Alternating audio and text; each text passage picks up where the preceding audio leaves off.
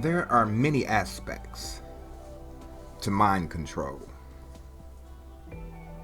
Mind control, or brainwashing, or thought reform, is defined as a concept that the human mind can be controlled or altered by certain psychological techniques. There's visualization, where the subject or subjects are bombarded with particular images consciously and subconsciously throughout the day.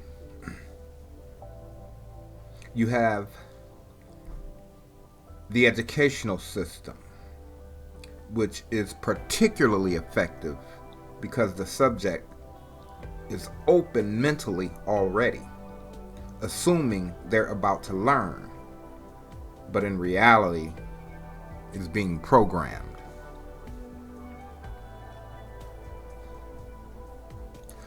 Another aspect of mind control is religion, which emulates education, but it takes it a step further, because with religion, you're not even allowed to question. And sidebar, always remember this: the truth begs for questions. Only a lie does not want questions.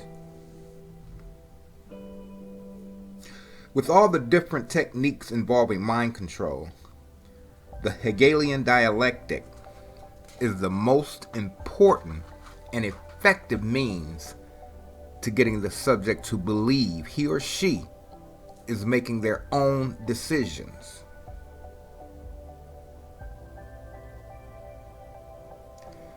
The Hegelian Dialectic is hidden in all the different aspects of mind control. And without it, mind control on a populace would not be possible. When I speak of mind control, in this instance, I'm not speaking of MK Ultra, the top secret CIA project created in 1953. Most of you know about this anyway. I'm talking about mass mind control, the control of 7 billion minds.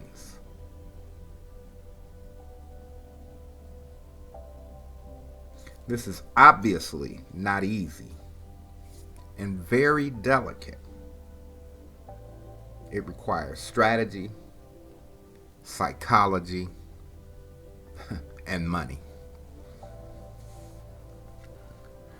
One of the mainstays of mass mind control are think tanks or policy institutes. They decide strategy and advocacy on things like economics, politics, education, military, technology, and religion. Their recommendations are carried out by the UN, which filters down to Hollywood, universities, the entertainment and music industry, religion, all of the different dynamics. They're very good at creating the groupthink dynamic. Groupthink is the practice of thinking or making decisions as a group in a way that discourages creativity or individual responsibility.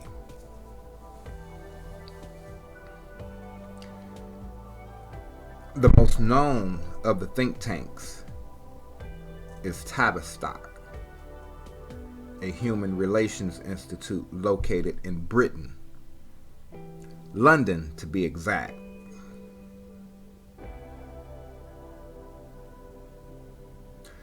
But there are many think tanks, some known, some not so much,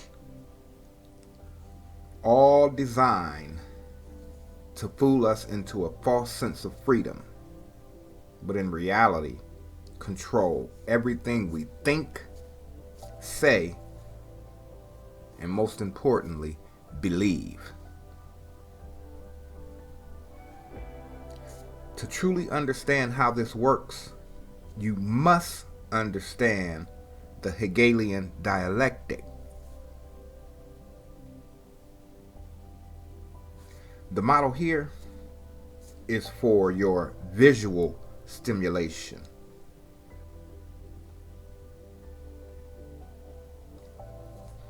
But to put it in layman's terms, the Hegelian dialectic is actually a strategy designed to get you to blindly take a side. It plays on your emotions in a very real way, causing you to abandon logic or reason. An example would be politics. We act as though we don't know that all of the prospective electees are hand-picked members of their choice, not ours. These electees champion different stances based on information provided by the think tanks from our interactions with the World Wide Web. Some will be globalist, some liberal, some conservative, and maybe they throw in a curveball for good measure. We the sheeple, that is what they call us. For our part, we pick the candidate that most reflects our social and political resume and defend them with our life. Never once realizing how badly we've been duped. The truth is, no matter who you pick, they're all down for the same cause: your enslavement, physically and spiritually. I don't care how much they appear to be enemies. They actually deserve Emmys, because it's all an act. All you need to do is watch the WWE to get the model they use on us.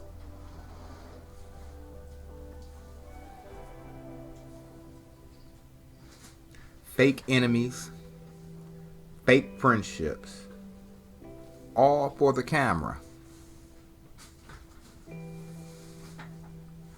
They've used this model time and again. Martin Luther King controlled the House Negroes, and Malcolm X controlled the Field Negroes. It's just that simple. Look, the participants sometimes don't even realize they're being played until it's too late. Both Martin and Malcolm came to the realization that they were just pawns, but by then the damage was done. And soon after, they were gone. Open your eyes. You'll see this play out in all sorts of movements. They create a counter to every movement you know. The Civil Rights War was not about slavery. I'm sure most of you know this. Well, let me correct myself. It was about slavery, but not in a moral aspect. The war was fought to end slavery because of the industrial age and the big money families wanting to create what they created in Europe here in America. It doesn't take an economy major to understand industry cannot work next to slavery. Paid wages can never overcome free labor.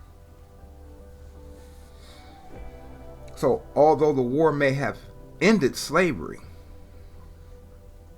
this new industry enslaved the whole country.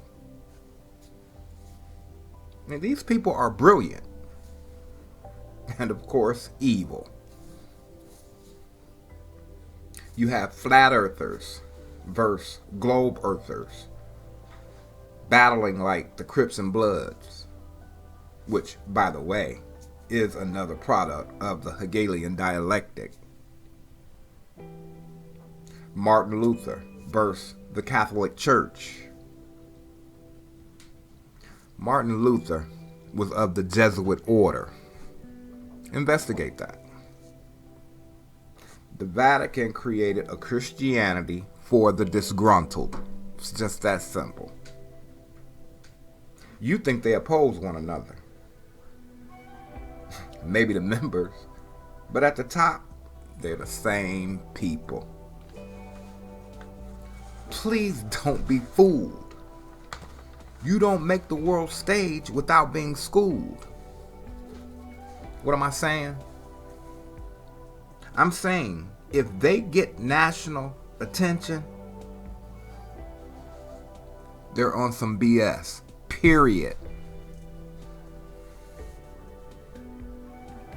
Controlled opposition, another form of the Hegelian dialectic. That's all it is.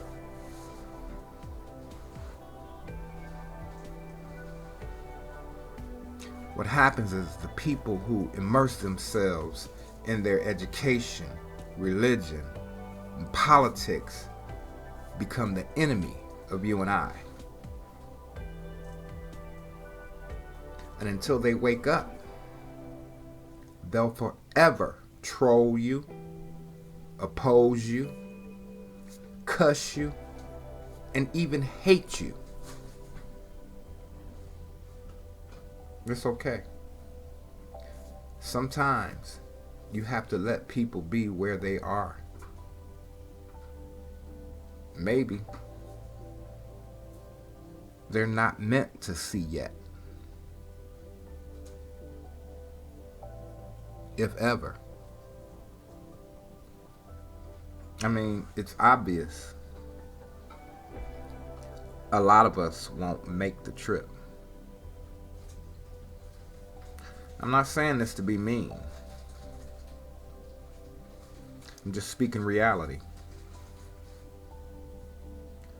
All you can do is spread the truth. I mean, you know what they say about horses.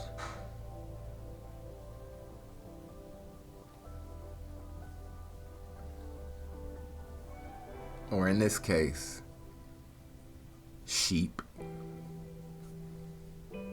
Peace.